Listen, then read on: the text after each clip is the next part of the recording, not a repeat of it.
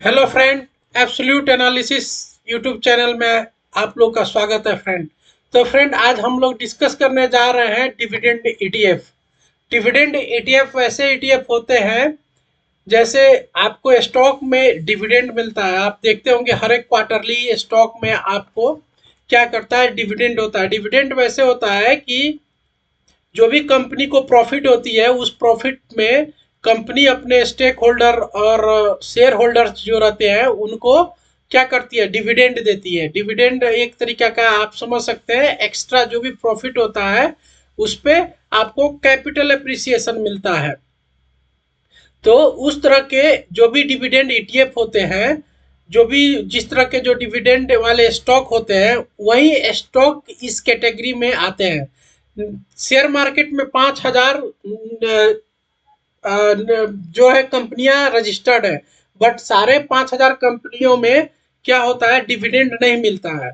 बहुत कुछ कंपनियां हैं, बहुत जो अच्छा परफॉर्मेंस करती है, जो अच्छा जिनका फंडामेंटल होता है, टेक्निकल अच्छा रहता है, जिनका सेल्स ग्रोथ अच्छा रहता है, जो बहुत अच्छा मुनाफा कमाती है, वही अपने शेयर होल्डर को डिविडेंड देती हैं। तो इस तरह की जो स्टॉक की लिस्ट होती है जिसमें डिविडेंड ईटीएफ का इंडेक्स बनता है, और इसमें क्या होती है, इन्वेस्टमेंट होती है। तो किस इन्वेस्टर के लिए ये डिविडेंड ईटीएफ सुटेबल हो सकता है, उसी का हम लोग डिस्कस करने जा रहे हैं। इंडिया का पहला डिविडेंड ईटीएफ कौन सा है? और इंडिया का पहला डिविडेंड ईटीएफ अगर आप देखोगे, Nippon India dividend opportunity 50 ETF है, जो क्या करता है, इंडेक्स जो है, इंडेक्स को ट्रैक करता है। और जैसे निफ्टी डिविडेंड अपॉर्चुनिटी 50 इंडेक्स रहते हैं, ये जो ईटीएफ, जो आपका ईटीएफ है, ये क्या करते हैं, वैसे स्टॉक में इन्वेस्टमेंट करते हैं जो ईयरली क्वार्टरली अपने इन्वेस्टर को डिविडेंड देती है। तो आपको अगर आप देखोगे कि एक्सचेंज ट्रेडेड फंड जो उच्च और निरंतर डिविडेंड देने वाले कंपनियों के पोर्टफोलियो में निवेश करता है, उसको हम लोग डिविडेंड ईटीएफ बोलते हैं। इसका मुख्य उद्देश्य ये होता है कि निवेशकों को डिविडेंड भुगतान के माध्यम से इनकम प्रदान करना, और साथ ही साथ आपका जो भी कैपिटल डिप्लॉयड रहता है, इन्वेस्टेड रहता है, उस पे एक अच्छा एप्रिसिएशन लॉन्ग टाइम में निकाल करके देना। ये आपका क्या होता है फ्रेंड, ऑब्जेक्टिव होता है डिविडेंड ईटीएफ का।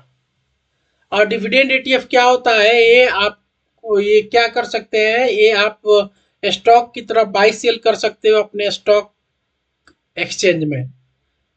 तो फ्रेंड, अभी हम लोग देखते हैं, डिस्कस करते हैं वन बाई वन, भारत के प्रमुख डिविडेंड ईटीएफ कौन है। तो इसके नंबर 1 कैटेगरी में अगर आप देखोगे तो पहला है Mirae asset BSE 500 dividend leader 50 ETF. तो यहाँ पे दो हम लोग ईटीएफ का डिस्कस करने जा रहे हैं। दूसरा है Nippon India ETF Nifty dividend opportunity 50 ETF. तो मिराय एसेट बीएसई 500 डिविडेंड ईटीएफ जो होता है, इसका लॉन्च डेट है दिसंबर 2025, और ये BSE 500 dividend leader 50 total return index को क्या करता है, ट्रैक करता है। ये जो मिराय एसेट कंपनी जो है, ये BSE 500 dividend leader 50 total return index एक बना है, उसको क्या करता है, ट्रैक करता है। ये जो डिविडेंड है, मिराय एसेट डिविडेंड ईटीएफ जो है, इसका फंड साइज 8.4 करोड़ है, और इसका एक्सपेंस रेशियो 0.19% है। और इसका रिस्क लेवल क्या है, बहुत हाई है, क्योंकि ये फंड जो है ना, बहुत छोटा फंड है। 8.4 करोड़ रुपया जो है, बहुत बड़ा फंड नहीं बोल सकते फ्रेंड। तो ये बहुत ध्यान देने वाली बात है, तभी जाकर के आप इसमें स्ट्रेटजी बना सकते हैं कि इसमें इन्वेस्टमेंट करना है कि नहीं।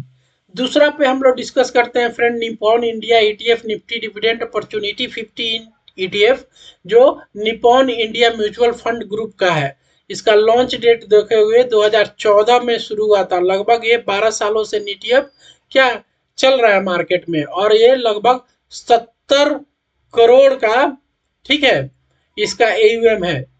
इसका जो कैपिटल साइज है 70 करोड़ है, और ये भारत का पहला निपॉन इंडिया म्यूचुअल फंड के द्वारा शुरू किया हुआ क्या बोल सकते हैं, डिविडेंड ईटीएफ है। इसका एक्सपेंस रेशियो थोड़ा महंगा है और इसका भी रिस्क लेवल जो है बहुत हाई है। तो आप क्या कर सकते हैं, इन्वेस्टमेंट करने से पहले अपने फाइनेंशियल कंसल्टेंट से इस ईटीएफ के बारे में डिस्कस कर सकते हैं और अपना पोर्टफोलियो तैयार कर सकते हैं फ्रेंड। एक कैसे काम करते हैं इस पे हम एक पॉइंट को डिस्कस करने जा रहे हैं कि इंडेक्स किस तरह काम करता है। Underlying index dividend track record और यील्ड के आधार पे जो भी आपको, जैसे बीएसई 500 और निफ्टी 500 की जो 50 कंपनियां हैं उसको चयन करते हैं जिसमें बेटर डिविडेंड मिलता है, और उस तरह के जो स्टॉक होते हैं उसमें ही ये जो डिविडेंड ईटीएफ है इन्वेस्टमेंट करती है। अगर आप देखोगे जैसे बहुत अच्छा ये डिविडेंड देने वाले स्टॉक है, जैसे वेदांता हो गया, हीरो मोटर कॉर्प हो गया, ओएनजीसी हो गया, आईटीसी हो गया, इंफोसिस हो गया, ये आप बोल सकते हो कि इंडियन शेयर मार्केट में बहुत अच्छे कैटेगरी के स्टॉक है जो आपको बहुत अच्छा क्या करते हैं, लॉन्ग टर्म में क्या करते हैं, डिविडेंड देते हैं। दूसरा फ्रेंड ये बात ध्यान रखने का जरूरत है कि Nippon India ETF Nifty dividend opportunity 50 जो होते हैं वो क्या करते हैं,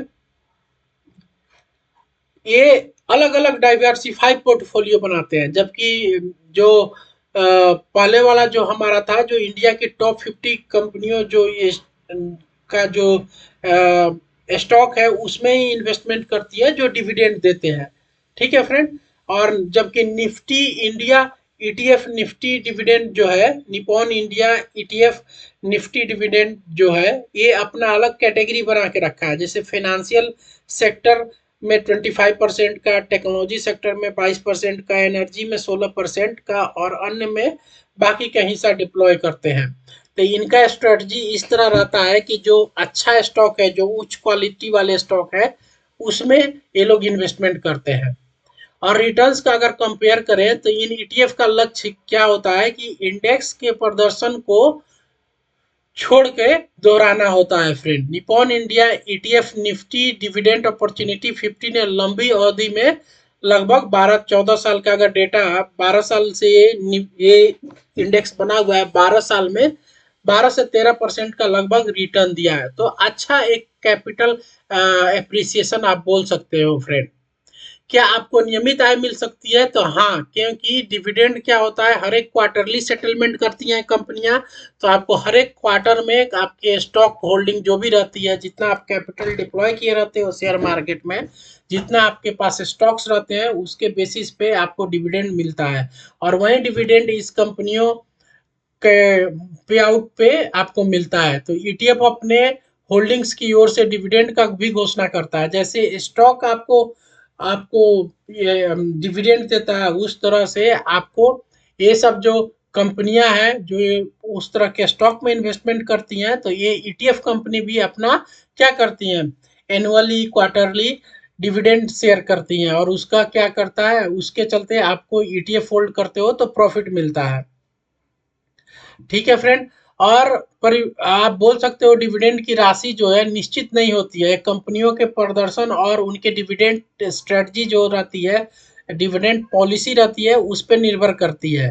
तो आप ये बोल सकते हो कि नियमित आय की अगर संभावना रखना है, अगर फॉलो करना है, नियमित आय के स्ट्रेटजी को फॉलो करना है, तो आप लोग डिविडेंड ईटीएफ में पोर्टफोलियो बना सकते हैं फ्रेंड। ओके। तो अगर आप देखोगे डिविडेंड ईटीएफ के लाभ और जोखिम क्या क्या है, तो डिविडेंड ईटीएफ के लाभ यही है कि डाइवर्सिफाइड पोर्टफोलियो में उच्च क्वालिटी देने वाले स्टॉक में इन्वेस्टमेंट करते हैं, तो उससे आपको अच्छा क्या मिलता है, प्रॉफिट मिलता है। सिंप्लिसिटी रहती है, कुछ नहीं करना है, ज़्यादा रिसर्च नहीं करना है, जो भी आपको ईटीएफ जो भी स्टॉक आपको डिविडेंड देते हैं उस स्टॉक में ईटीएफ इन्वेस्टमेंट कर देती है। तो ये सिंप्लिसिटी है, कोई कॉम्प्लेक्स स्ट्रेटजी नहीं है जो आपको ज़्यादा दिमाग खपाने का ज़रूरत नहीं है। और कॉस्ट इफेक्टिव भी होता है। पैसिवली मैनेज्ड होने के कारण एक्टिव फंड के तुलना में क्या होता है, एक्सपेंस रेशियो कम पड़ता है। आपको मालूम है एक्टिव फंड मैनेजर जो एक्टिवली फंड को मैनेज करते हैं, तो वहां पे क्या होता है, आपको ज़्यादा एक्सपेंस रेशियो पे करना पड़ता है। लेकिन इस फंड में अगर आप देखोगे, आपको पैसिव फंड मैनेजमेंट होती है, पैसिव फंड की स्ट्रेटजी फॉलो होती है, तो आपको ज़्यादा क्या करना है, ज़्यादा एक्सपेंस रेशियो नहीं देना पड़ता है। लिक्विडिटी बहुत अच्छा मिलता है इसमें, क्योंकि ये तो डिविडेंड कैटेगरी वाले स्टॉक हैं, और डिविडेंड कैटेगरी वाले स्टॉक वैसे होते हैं जो बहुत अच्छा क्वालिटी के स्टॉक होते हैं शेयर मार्केट में। ठीक है फ्रेंड, तो ये आपका क्या हो गया, ये हम लोगों ने डिस्कस किया डिविडेंड ईटीएफ के लाभ। अभी हम लोग डिस्कस कर सकते हैं कि कौन कौन सा जोखिम है जिसको हमको क्या करना है, ध्यान रखना है फ्रेंड। तो जोखिम वाली बात कौन कौन सा है, मार्केट के रिस्क का ये रहता है कि मार्केट में करेक्शन होता है, कंसोलिडेटेड जोन में जाता है मार्केट, तब आपका क्या होता है, परफॉर्मेंस कंपनी का कम हो जाता है, स्टॉक लो परफॉर्मेंस करते हैं, तो ये हो सकता है कि कंपनी उस टाइम पे डिविडेंड अपने इन्वेस्टर को नहीं दे, या जो दे भी वो बहुत कम दे। तो डिविडेंड भुगतान की गारंटी नहीं होती है, कंपनी के प्रदर्शन और पॉलिसी के कारण ये कम भी हो सकता है और बंद भी हो सकता है।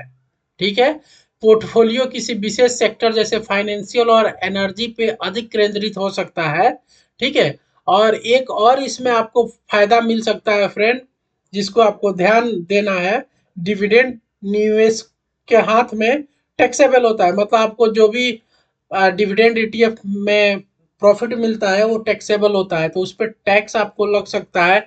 जो भी इंडिया में एस टी सी जी जो होता है, शॉर्ट टर्म कैपिटल गेन और लॉन्ग टर्म कैपिटल गेन का जो मतलब रूल होता है टैक्सेशन का, वो अप्लाई होगा इस स्ट्रेटजी पे, मतलब डिविडेंड ईटीएफ में। तो ये बातें आपको ध्यान रखने का जरूरत है फ्रेंड, और ये हमारा ये सब बातें ध्यान रख करके ही आप कम से कम 5 से 10 साल का समय का अवधि लेकर के आप इसमें इन्वेस्टमेंट का स्ट्रेटजी फॉलो कर सकते हैं। सीधा सा फॉलो करने का ये उपाय है फ्रेंड कि धैर्य रखे, अनुशासन रखे, समझदारी से निवेश करें। ठीक है, तभी जाकर के आप वित्तीय सफलता की कुंजी को प्राप्त कर सकते हैं फ्रेंड। तो वीडियो को मैं यहीं पे वाइंड अप करता हूँ। अगर वीडियो हमारा अच्छा और इनोवेटिव लगता है, आप लोग को कुछ फ़ायदा होता है, तो आप हमारे चैनल को लाइक सब्सक्राइब कर सकते हैं, और चैनल को अपने फ्रेंड लोगों के साथ शेयर कर सकते हैं फ्रेंड, ताकि उनकी इन्वेस्टिंग जर्नी स्टार्ट हो। तो फ्रेंड, मैं वीडियो को यहीं पे वाइंड अप करता हूँ, फिर मिलता हूँ आप लोगों के साथ एक नए टॉपिक पे। जय हिंद, थैंक यू।